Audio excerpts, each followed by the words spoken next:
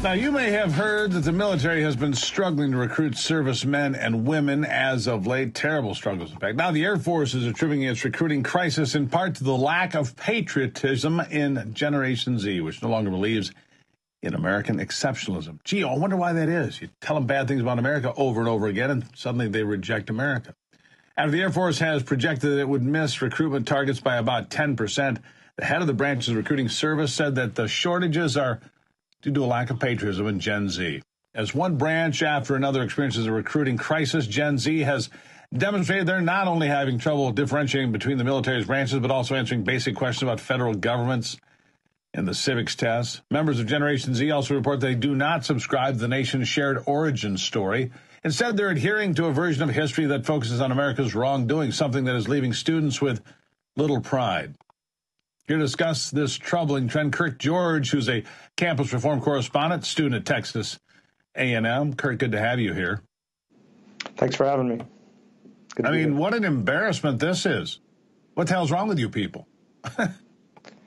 Yeah, you're exactly right. The U.S. military is really struggling right now. They've got a lot of issues going on, but the big one that is very clear is a lack of patriotism in young Americans. We at the at Leadership Institute's Campus Reform, we've been doing stories for years about how education professionals are just not stepping up to the plate. They're not teaching Americans basic civics about their basic rights as Americans. Yeah, no basic civics, no rights as Americans, no American exceptionalism, no fact that America and its design has created more freedom than any single government form in world history. And they have the freedom to be useless, does Generation Z, because of American freedom. They can be as useless as they want, apparently, and they don't understand that, right? That's exactly correct. I think it's funny that they don't believe in this when the oath that we take, you know, when I took the oath to join the Coast Guard, I took it to the Constitution. I took it to principles of freedom and liberty. And because of all this education hullabaloo that's going on, young Americans just can't see what America really stands for, and it's really a shame. It is a shame. So what do we do to turn it around?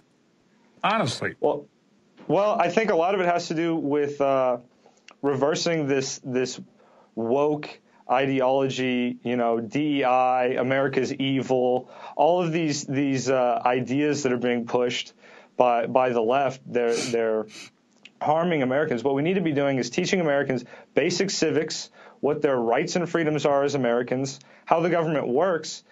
You know, students today don't even have a basic grasp of how America operates at the federal level or the state level. They're helpless. So how are they to even really know if America is evil or not? We need to start at the basics and teach them what America really is.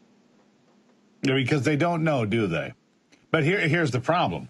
When you've got teachers at every level of education teaching kids that there's victims and there's oppressors, and you've got, schools like Grand Valley State University in Michigan having 6 different graduations. So you have a black graduation and a Hispanic graduation, a transgender. I mean, it's nonsense. E pluribus unum. From many come one, but they want to do the exact opposite, don't they? You're exactly right. And I think that's important. But I think another issue to look at is that young Americans, even if they wanted to, they're not ready. They're not mentally, physically, health-wise. They're not fit to serve right now. I think that's a really big issue that needs to be taken.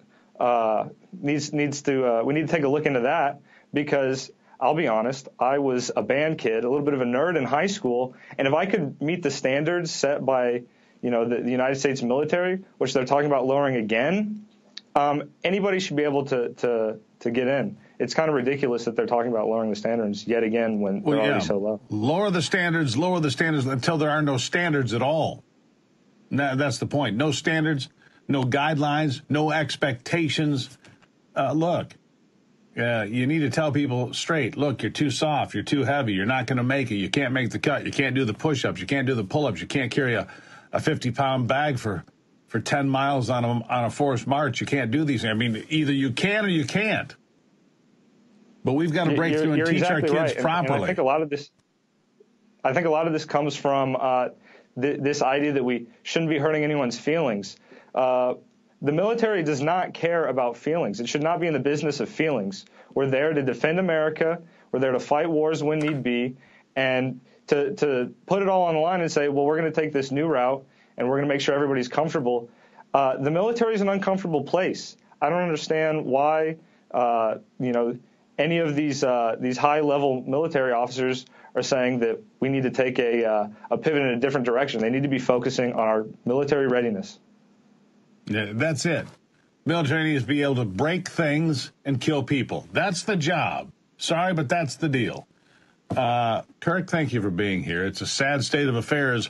You need to find some of your fellow Gen Zers and give them a little, what are you doing? Thank you. Thank you. I'm working on it. Thank you. Attaboy. Up after the break, someone who has been crowned the new